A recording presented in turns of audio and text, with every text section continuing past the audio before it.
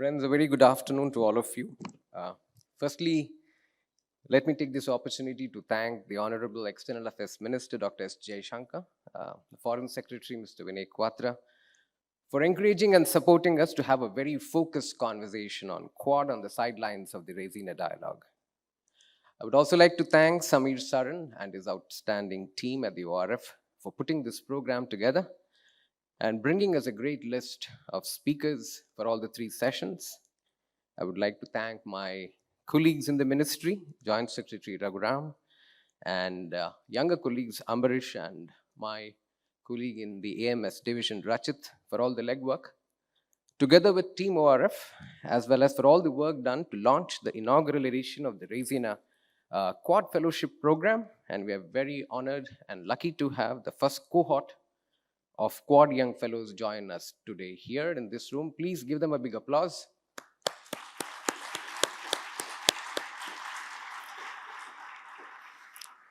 I would also like to convey my sincere appreciation to all the foreign ministries and embassies of our Quad partners for all the support that we received in putting the Quad Raisina Fellowship together.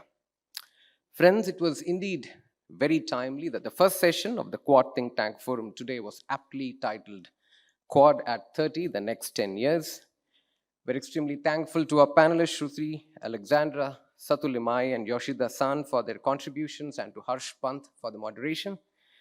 The first session, in some sense, was also commemorative. You would all agree that the Quad in its formative years needed a strong guiding force, which fortunately came from the late Japanese Prime Minister Shinzo Abe, who described his initial thoughts on the Quad in his seminal Confluence of the Two Seas speech that he delivered to the Indian Parliament way back in 2007. In that speech, Prime Minister Abe highlighted the importance of joining the Pacific and the Indian Oceans, a metaphor for the confluence of democratic ideas, democratic values, freedom, strategic interests, and prosperity, and made a case for a broader Asia. Session 2 was all about Quad for the Indo-Pacific. We deeply appreciate again the contributions by our panelists, Anil Suklal, parliamentarian Rasamanikam. We also had Haley Channer, Lin, and Hyung Chong Kim, and the able moderation by Sagara-san. Friends, as we all know, the Quad was the child of a tsunami, the impact of which was felt more by our northern neighbor. Not surprisingly, Wang Yi had dismissed the Fab Four and called the Quad a headline-grabbing idea. He went on to say that the grouping is like the sea foam in the Pacific or the Indian Ocean. The Quad will get some attention, but it will soon dissipate. Chinese think tanks, reading the tea leaves, opined that the interests of the Quad members were too divergent to allow for any coherence. I still recollect the very colorful Hu Shujin, if any of you know, then the chief editor of the Global Times, said that the Quad is a low-quality strategic construct that serves more as psychological comfort. Thankfully, in its Avatar 2.0, beginning 2017, the Quad went through several crucial changes.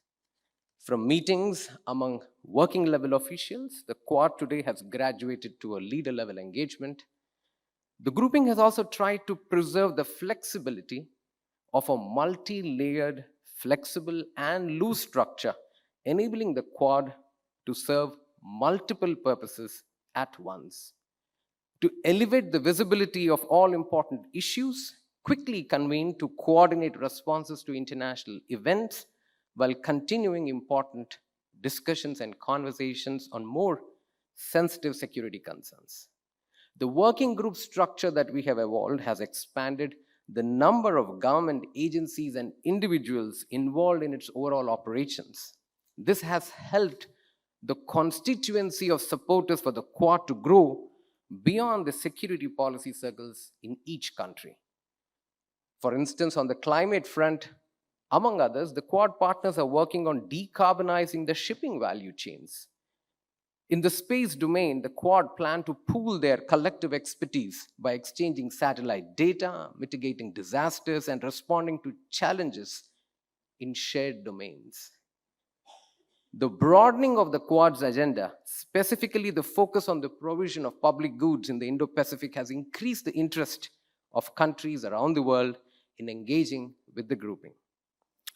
You would all be very glad to know that as per the 2023 edition of the State of Southeast Asia Survey Report, 50.4 respondents agree that the Quad is positive and reassuring for the region. That is an A+ for us.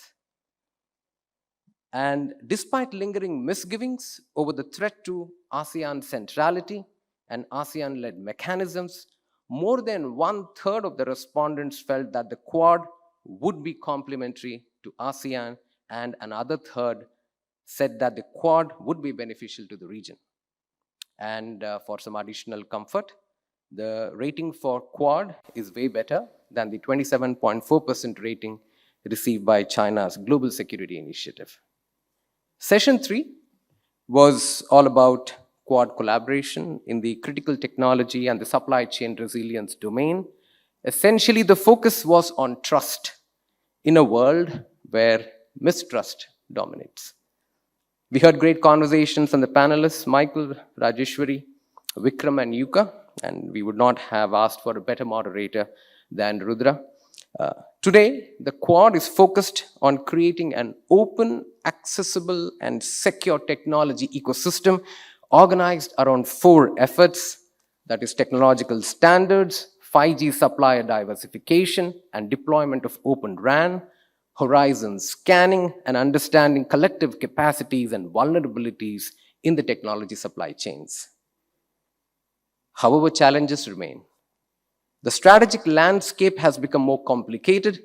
On the positive side, we have seen an uptick in the number of Indo-Pacific strategies put out by countries which contain elements of geopolitical competition and the provision of public goods.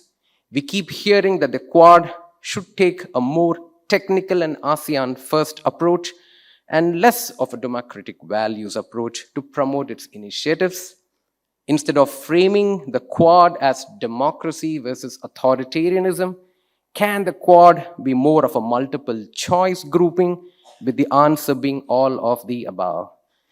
We also keep hearing that the Quad should understand that its focus on rules, norms, and standards is aspirational, but pragmatism and projects on the ground will what give Quad the heft that it desires to see in the Indo-Pacific region.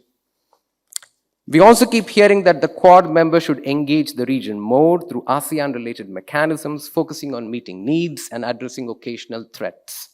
And lastly, whether the Quad could also be open to functional cooperation with additional countries on a limited basis through specific initiatives and projects within the various working groups. To all the friends who have gathered here, you would all agree that the Quad has come a long way from its original incarnation. What shape and structure the Quad will assume, whether it needs a more coherent structure, more funding, a more dedicated bureaucracy to handhold its work plan, is for time to say. But let me assure you that the Quad will be a force for global good and for sure will not lay roads and tighten belts around them. Till we get to see each one of you for season 2 of the Quad Think Tanks Forum, I wish all of you a very pleasant stay in Delhi and a very safe flight back home. Thank you.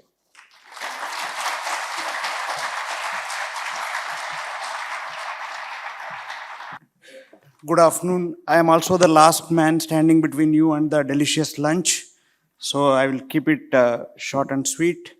Excellencies, delegates, good afternoon. So we at the Policy Planning Division in MEA thought that organizing the Raisina dialogue has become a sort of a routine for Dr. Samir Saran and his team. So we thought we will make it a little complicated this year.